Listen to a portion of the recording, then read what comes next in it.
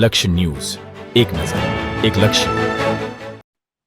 ડભોઈ તાલુકામાં પસાર થતી દેવ અને ઢાઢર નદીમાં ચાલુ સિઝનમાં પહેલીવાર વ્યાપક પ્રમાણમાં પાણી ઉપરવાસમાં વરસાદને પગલે લઈ દેવ ડેમમાંથી છોડ્યું, જેને પગલે બંને નદીઓ ગાંડીતુર બની વિનાશ વેર્યો, જેને કારણે ડભોઈ તાલુકાના 17 ગામોને અસર થઈ હતી. ગામો, ઘર, રોડ, રસ્તા પર ચારેકોર જળબંબાકાર જેવી પરિસ્થિતિ જોવા મળી.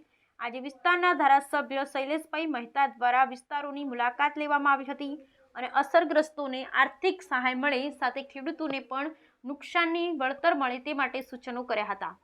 ગુજરાત રાજ્યમાં મોટાભાગની નદીઓ ઉફાન પર હતી. ડભોઈ પાસેથી પસાર થતી દેવ તેમજ ઢાઢર નદીમાં પણ 26મી ઓગસ્ટના રોજ વ્યાપક પ્રમાણમાં પાણીની આવક વધી અને નદીઓ ગાંડીતુર બની. ડભોઈ પાસેના શિમળિયા અને થુવાવી જિલ્લા પંચાયતના 17 ગામો જેમાં બંબોજ, દંગીવાડા, નારણપુરા, કબીરપુરા, કરાલીપુરા, મગનપુરા, ભીલાપુર, થુવાવી, અંગુઠન, નારિયા, રાજલી, બનૈયા, ઢોલાર સહિતના ગામોમાં બંને નદીઓએ વિનાશ વેર્યો હતો અને નીચાણવાળા અનેક વિસ્તારોમાં પાણી ભરાયા હતા.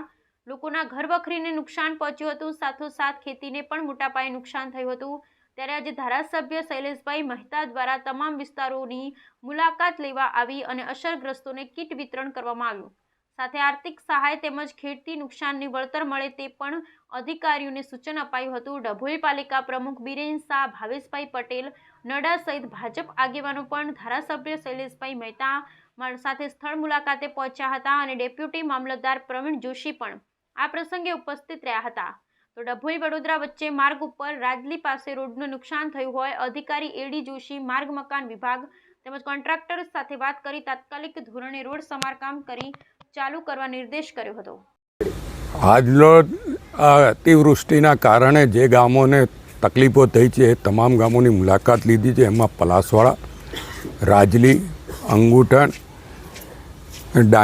ડાંગીવાડા, નારણપુરા, મગનપુરા, વીરપુરા, કરાલીપુરા તમામ ગામોની મુલાકાત લઈને અને છેલ્લે ઢોલાર ગામે આવ્યા છે. ઢોલારમાં પણ નદીના પાણી ખૂબ જ મોટા પ્રમાણમાં ઘૂસી ગયેલા, લોકોને ખૂબ જ તકલીફો પડી હતી અને આ ગામોનો સર્વે કરવાની કામગીરી પણ ચાલુ કરવામાં આવી છે. અહીંયા આગળ તલાટીઓ, મામલતદાર અને તાલુકા વિકાસ અધિકારી, પ્રાંત અધિકારી બધાને સૂચના આપી છે અને તાત્કાલિક આ તમામ ગામોનો સર્વે કરીને જે ગામોમાં જે તે નાગરિકોને નુકસાન થયું છે, મકાનોમાં નુકસાન ગયું છે, એનો આર્થિક સર્વે કરી કઈ રીતે સરકારમાંથી એમને મદદરૂપ થઈ શકાય, સાથે સાથે ખેડૂતોને જે નુકસાન થયું હતું ખેડૂતોનો પણ સર્વે આગામી દિવસોમાં કરાવવામાં આવશે ને એમાં પણ સરકાર દ્વારા જે કંઈ રજૂઆત કરીને ન્યાય અપાવી શકાતો છે ન્યાય અપાવવાનો પ્રયત્ન થશે. પણ આજના તબક્કે આ સિમળિયા જિલ્લા પંચાયત અને થુવાવી જિલ્લા પંચાયતના ગામોની મુલાકાત લીધી છે. આવતીકાલે મેવાસ પટ્ટાની પણ મુલાકાત લેવાનો છે અને ચાંદોદ જિલ્લા પંચાયતમાં આવતા ગામોની પણ મુલાકાત લેવાનો છે.